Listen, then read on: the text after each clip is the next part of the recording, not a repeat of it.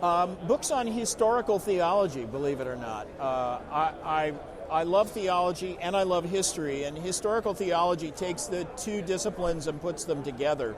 So William Cunningham, it was a Scottish author who lived in 1800s, who wrote a lot about historical theology. He wrote the history of the Reformers, and he wrote a 2-volume set on historical theology, surveying, all of church history, and mainly the polemical conflicts between heresy and sound doctrine. I found that I learned more theology studying it that way than I did even reading a systematic theology. I love systematic theology too, but somehow the antithesis of heresy against, sound doctrine makes it more clear for me. And so I think I benefited mostly.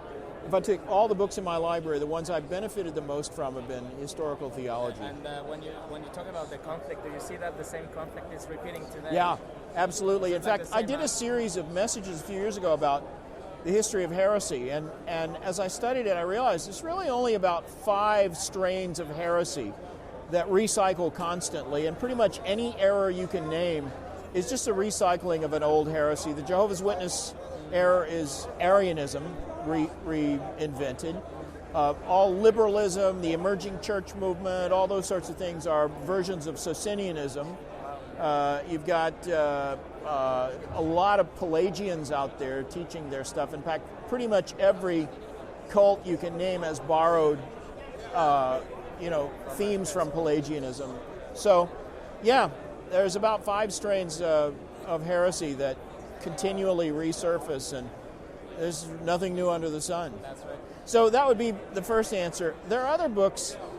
I love Robert Louis Dabney. He was a Southern Presbyterian writer from America in the 19th century, but he got embroiled in the Civil War, and he was a personal chaplain to Stonewall Jackson. And if he hadn't gotten entangled in the war, I think he would probably be remembered as America's greatest theologian ever. He had a brilliant mind, and he had the ability to teach with such clarity, and his writings reflect that. After the war, he spent years being bitter about the fact that the South lost, and he wrote some stuff that frankly sounds racist even.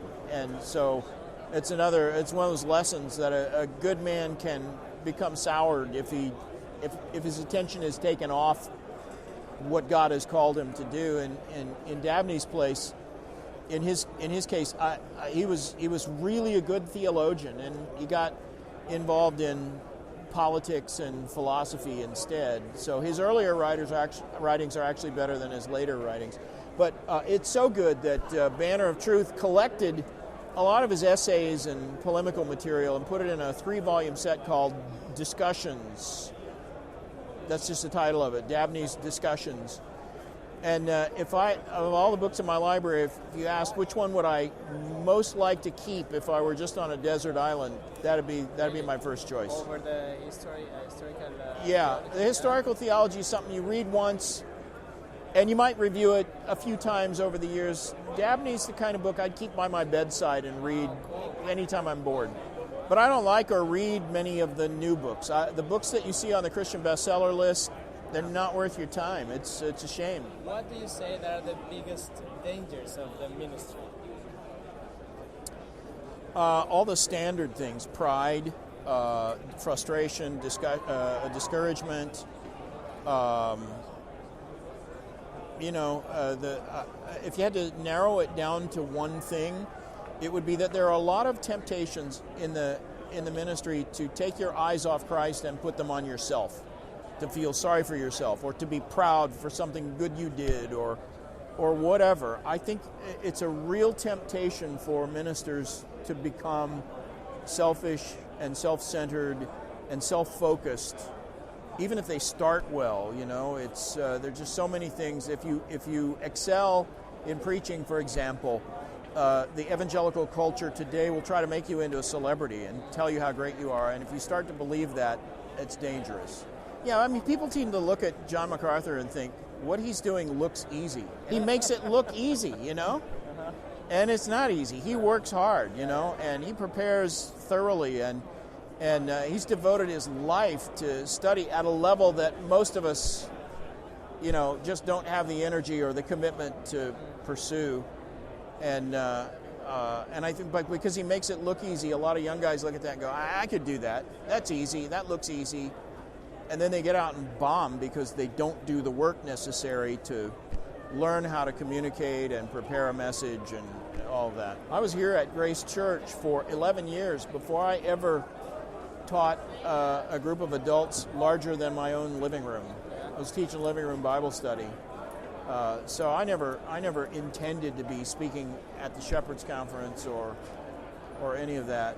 I think when the Lord wants to put you in a situation like that, He will.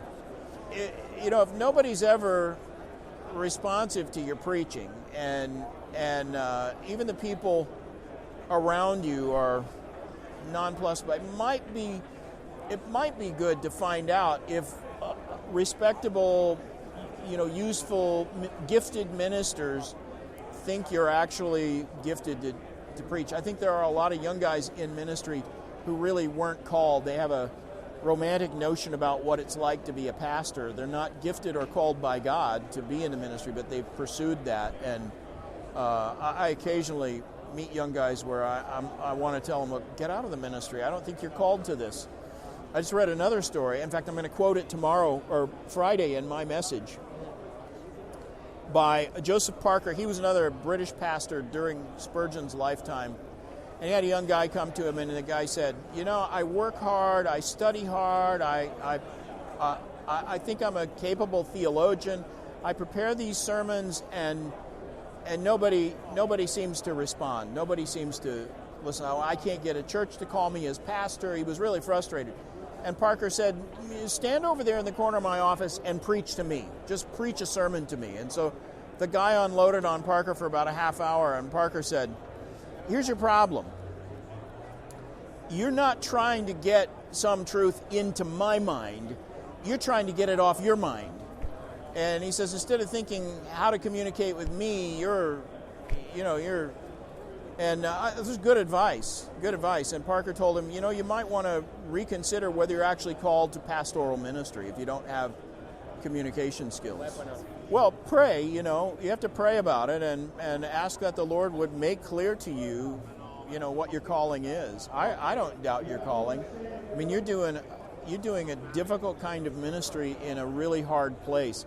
I can't imagine anybody ministering on the coast in France, doing open air evangelism and trying to plant a church unless God really called you to that. Why would you desire to do that? It's not the sort of thing that's going to gain you, and nobody's going to look at that and say and give you accolades or tell you how great you are.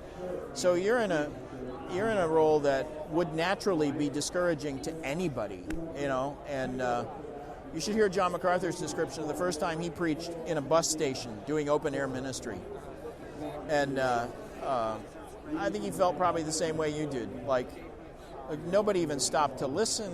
Maybe I'm not called to preach. And he was pretty discouraged. But France has been hostile to the gospel since, before the Reformation. So it's what you're doing is a hard thing. If you got, read Jeremiah ministered his whole life and didn't have any converts to show for it, and if the Lord calls you to that,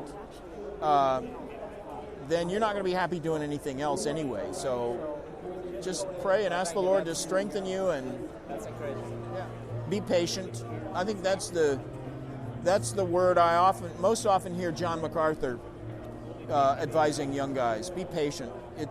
You can't walk into a situation and immediately make it like you want it. Whether you're taking over a church that needs direction or starting a new church, either way, you have to be patient with it. When John MacArthur came to Grace Church, it was a growing church, already more than a decade old, maybe 15 years old, I don't know exactly.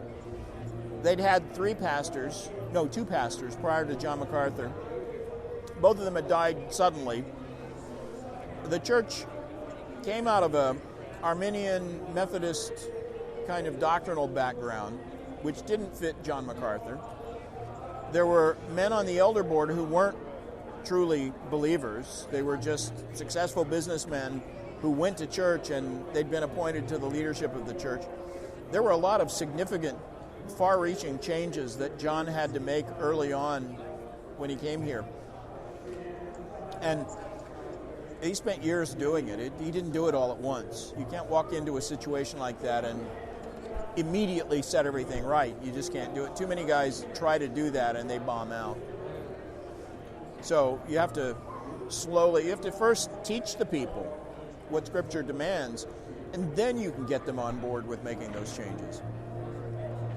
And it's the same principle holds true in what you're doing. If you're going to start a church with people, most of whom come out of a secular background, no prior knowledge of Christ or how the church ought to be, you're going to need to teach them before you can get the whole thing on track. Right, yeah. Either I preach Christ or I preach myself. I preach the That's right. What did Spurgeon say in answer? What would Charles Spurgeon say in answer to your question? And he boiled it down, and so would John MacArthur, I think, to one simple principle. Preach the word in season, out of season. That's the heart of what you're called to do. If you're tempted to do other things because you think preaching the word isn't really working, then you're gonna fail to do what God has called you to do. So preach the word, keep that at the center of everything you're doing, and be faithful with it. And the results then are up to God, right? Well, I planted, Apollos watered, and it's God who gives the increase. And you can't beat yourself up with questions about why you don't have bigger crowds or more response or whatever.